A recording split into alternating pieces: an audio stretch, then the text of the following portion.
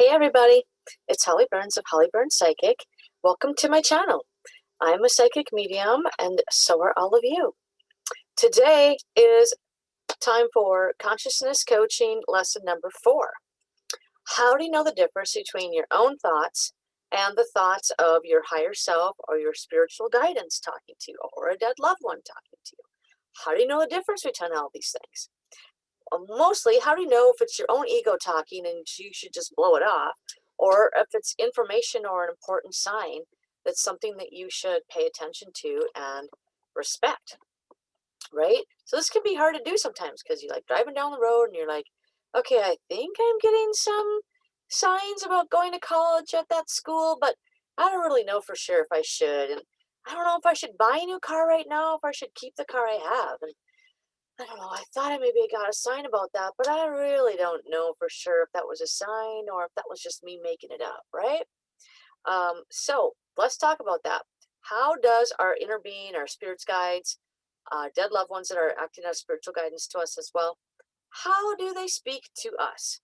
Let's go through that. I've got some tips here on how to tell the difference. Okay. Guidance and inner self,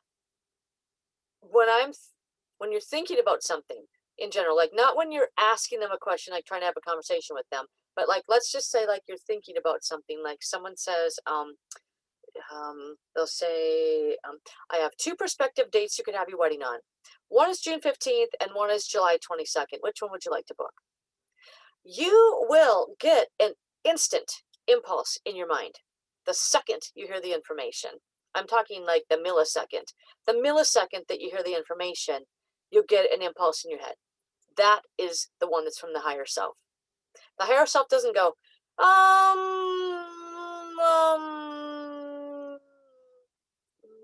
don't know yet. I'll get back to you in a couple minutes. Your inner being goes, bam, right away, every single time. Okay? So that's a really, really, really good way to know that. So what I do is I ask my clients this all the time to practice doing that. So I'll give them a scenario. So like, let's say we're talking about an important scenario, like, should I move to Hawaii this year and retire right now and sell my house in Minneapolis, or should I keep working a couple more years? And I'll have them test both trajectories in their mind. So you go through one mind and think about, okay, sell my house right now. You can already get something right there. A lot of times right there, if you go sell my house right now, boom, you'll know yes or no. Like right that instant, you'll know. And the you'll know part means you will have gotten an impulse that most of the time starts in the heart chakra, boom, up to the brain. So that's the biggest, most important way that your higher self will speak to you. Your higher self is one with you all the time. And your higher self just means it is the energy part of you that is inhabiting the body and is a part of yourself that is beyond the veil of knowledge. Your self right now, the me, the Holly, I have agreed to a form of amnesia where I do not know everything about Earth. I do not know everything about my past, present, future. I've agreed to have an amnesia so I can come down here and learn. Because if I remembered everything from every past life that I've had, I'd be like, oh, dude, what an asshole you were to me in my last life. I can't even talk to you. And it would be like over. You can't get the new lessons that you need to get with these people so that they can make things right and balance things with you and be nice to you in this life, right? So that's really important. So, okay, so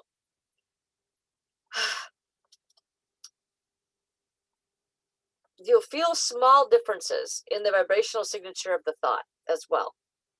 When that impulse comes in your mind, if you're really, really tuned to it, you can tell a difference between your own daydream thoughts and your higher being, your higher self communicating down with you, which does all the time. And we always have a lifeline. That's just part of our consciousness. So we can kind of access that part of our consciousness, or we can kind of be closed off to it and ignore it and not really trust it as much. But everybody has this. This is just part of who we are. Kind of like, think of like a line. You've got the lower you that doesn't remember anything, and then you've got a portion of you that's up here that's running the show. This part of you knows the best solution for all your problems and knows the highest vibrating life and leads you to the outcomes that would please you the most and knows what you are wanting to do in this lifetime. So that part is really great for us because it kind of keeps us on the straight and narrow of, what we had planned to do in this life. So that's what that impulse is. That's where that impulse is coming from. So they'll feel a slight difference in the vibrational signature because every energy in the universe has its own vibrational signature and cannot be faked. So they can, like, if you're having a dream and you have somebody in that dream come up to you and they try to tell you, no, I'm Sandra from school, you would know if it's really Sandra from school or if it's somebody pretending to be Sandra from school, because they cannot vibrate her vibrations. They can't. It's impossible to actually mimic somebody else that closely that you can't tell the difference. There'll always be a different vibrational signature. And you recognize your higher self's signature because it's you, and you're programmed to know that part of yourself from before you're born, and also to recognize your spiritual guidance as well. And also dead loved ones. When dead loved ones are around the house and they want to say hi to you, and they have a little bird on the bird feeder, and they want to say, hello, hello, hello, look at me, look at me.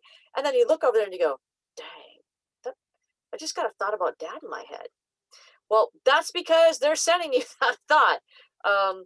So you can tell the different vibrational signature. That's dad, and that's not Frank from high school that died. You can tell the difference because their energy they're sending you with the message, hey, hey, hey, hey, hey, check me out over here, come and say hi.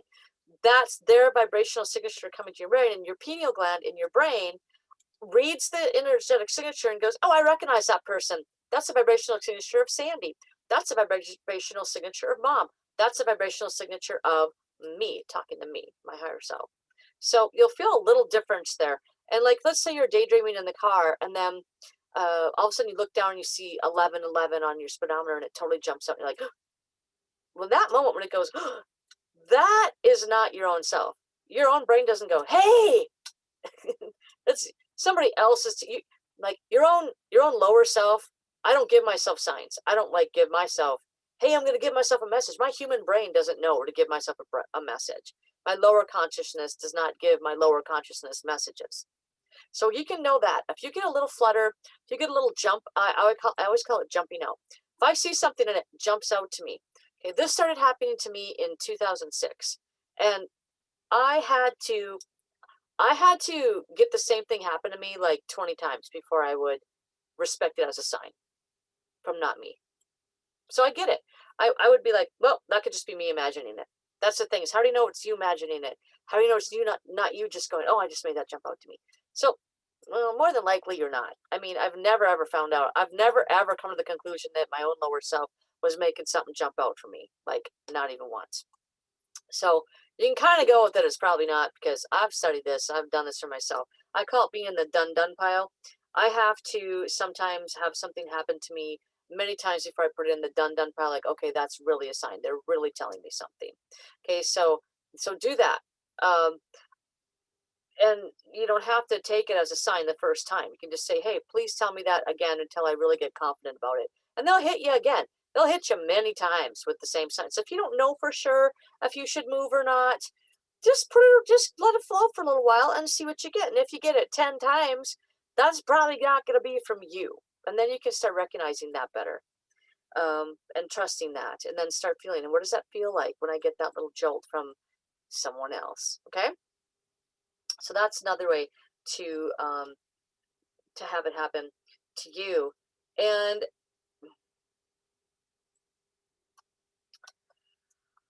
the feeling is kind of like when someone comes and taps you on the shoulder and you didn't even know anybody was there, and they go, hey, like that. And you're like, when you get that jumping motion for a second, that's what it feels like when you get a sign from your higher self. Now, that's one way. They can also do it more subtly too. Like you're trying to have a conversation with them, and during the day you feel like you got some answers. So that is still a knowing, though. It's still, you're going to be using your telepathic psychic skills to read energy. So basically, remember, you are a walking, talking satellite dish. You are reading energy. That's all you're doing. You're reading their energetic telepathic information that they're sending to you. It's all just telepathy.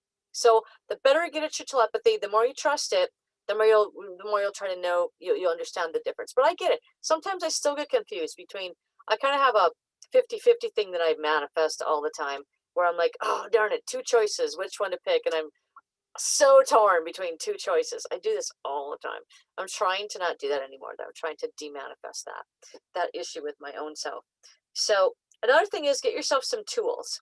So if you're not quite sure that somebody's telling you something, get some sign language tools. I use a pendulum. I make a pendulum just out of anything heavy. I like to use some just cheap metal washers and some yarn or a piece of string. And Google some videos. I could do a video on how to use a pendulum soon. Maybe I can write that down. I'll do a pendulum video sometime soon, but everybody has their own way of doing it. I personally have to be sitting perfectly, totally still and have the pendulum attached to my crown chakra. So I'm like over like this, and I have my head like this, and I have my hand right here. Because then I know I'm not moving the pendulum is moving the pendulum, and my spirit guides are moving my pendulum. And then I ask a yes question, I ask a no question, so I know what my yes and my no is. Then you ask your question. Now, if you think of the answer, once they start answering the answer, that'll screw up your pendulum. So think of the question. The entire time you're asking the question, just think of the question and let the pendulum independently give you its answer. Okay? That's a big tip I have for you with using the pendulum. But that's a great way to say, hey, did you give me a sign today, this afternoon, about, such and such? And they can say, yes, I did. I gave you a sign. That's me talking to you. I use my tarot cards all the time. Love my sign language cards. I'll say, hey, can you answer me what you were trying to answer me? And this will correlate with what you feel like you're getting telepathically in your head all the time. So they'll hit you 2, 3, 4 different ways. If you're getting it from 2 or 3 different levels, it's not you. That's a big thing for me. They first started just kind of making stuff jump out. The elders did. They just make stuff jump out. And I'm like, I'm listening to the radio, and like 2 or 3 words that were said in a whole paragraph of information would jump out. And I'm like, what was that? That just jumped out to me. And then they'd start correlate that with the numbers that I'd see on the clock or a license plate in front of me at the same time as they make words jump out to me. So they started giving me multi-level signs. Then you're really in it. If you're getting 2 or 3 layered signs at the same time, then you're like, whoa. And I also study up on your sign language with them. Like study your angel number meanings, study number meanings, because they will talk to you in numbers all the time. It's very, very, very common. Every single person I ever know that's aware gets their own language developed with their own spiritual guidance and their higher self through numbers. My higher self doesn't give me number signs. That's my spiritual guides and the elders. My higher self just says yes, no. With my higher self just gives me that immediate response into my consciousness, like I told you before, the millisecond response. And how do I know the difference? Because I know the vibrational signature difference between my higher self or the elders. Now, I didn't know who the elders were when they first started talking to me. I didn't know who they were. I just knew they were somebody, and they were different from my spirit guide. I'd been working with my spirit guide for 1.5 years, and I knew the difference between this group and my spirit guide. So you'll start getting all this stuff. Everybody has these abilities. If you have any questions, just throw a comment in the comment section or PM me, message me, and I can help you with that. So hopefully all this stuff will kind of help you to understand if it's you or somebody else. And the human ego is the one that'll go. So like you get the higher self impulse, and then the human ego will go, yeah, but maybe not. And like, what if you run out of money when you get to Hawaii? And like, what if you sell your house and then you want to come back and you can't get back? Like, those are all your ego. If it's anything fear-based, it's your ego. If it's a low vibrating emotion, that's your ego too, because your higher self never feels a low vibrating emotion.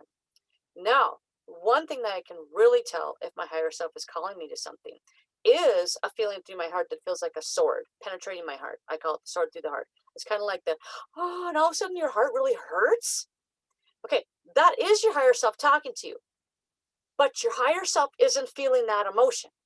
Your higher self is telling you that your emotion on this is flawed and that you're feeling the negative emotion because you're so far apart from how your higher self sees it. So you need to change and move to a higher perspective and a happier perspective on the situation. So the more I feel the sword through the heart, the less I pay attention to that emotion. And I say, well, that's not a line. That's not the proper perspective. So I'm not going to go with that one right now. I know that's not right. So I'm not going to pay any attention to that feeling. And then a couple days later, bam, I get the feeling that I know is aligned. And I'm like, oh yeah, that's the right one. So let me give that one quickly. I've got a friend right now, and he is looking at um, getting a new car. And this new car is something that the kids in the family said they didn't want to get. And why was this guy looking at getting a new car for anyway? Why did they spend it on some other things? And the kids had a list of other things that they wanted to be spent on instead. And so then the guy was feeling the sword through the heart, like, I really felt the calling that I should be getting this for us, and I really would like this because it will make myself feel happier and myself be more charged up when I go back and have more energy to help my kids. But I'm getting this really sword through the heart feeling about doing it, and I don't know, maybe I shouldn't do it, and maybe it's selfish. Maybe I shouldn't be doing it. Okay, if you leave it at that, that's what you're gonna get. But this person kept moving on. I'm just gonna be open to it for a day, and then bam, what did they find? They found the perfect vehicle that will actually enable them to actually pull a bigger trailer behind them, which will actually enable everybody to be able to go on more fun trips and more fun activities with the family now, because now they're talking about putting in some SUVs in the back of the bigger trailer behind the new car, which is actually an SUV. And so really she was, or he, they were, it was a couple actually, they were really being called to the new vehicle. And they had to get through, they had to push through the sword in the heart, because a lot of times we back off from that sword in the heart. And we go, well, no, I don't want to feel guilty. I don't think that's right. I better not do that. So we ignore the calling. Don't ignore the callings. The callings are your higher self or your spirit guides calling you. But most of the time, the callings, if you get, well, kind of hard to tell. It doesn't matter. They're both the same, like effectiveness and benefit to us. So you get the calling, that's not you. Listen to it. The ego mind will pull you back from it. The ego mind will totally sabotage everything. So this couple could be sitting at home going, yep, the kids went on that. Yeah, I feel better. Yeah, I didn't want to do anything selfish for myself and just get this car and be able to zoom around better and quicker. And I guess I should just spend it on the kids. But instead, they said, no, I'm going to push through this. I really feel like I should do this. My heart says I should be doing this. And then, boom, what's it turn into? Something that really makes them happy, and it's going to make the kids happy too. Now they're all planning a trip, and they are so pumped. So that's why it's so important to not let the ego mind push you back and slump you back again, okay? When you get the initial calling, you get the initial push, trust it.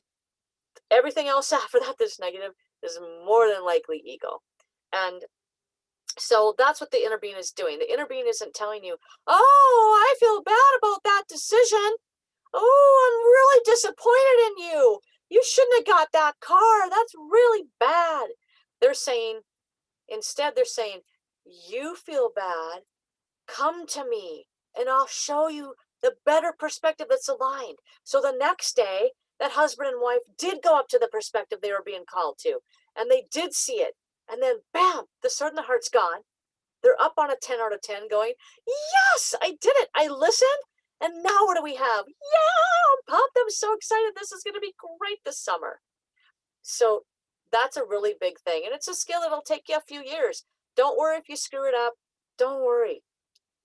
Just keep working it again and again and again until you get to these levels. But when you can do this all the time, your life gets really, really flowy and really, really fun and easy too, because those feelings and callings are always to the easiest route as well. So hopefully that will help you today, and see you next time. Thank you.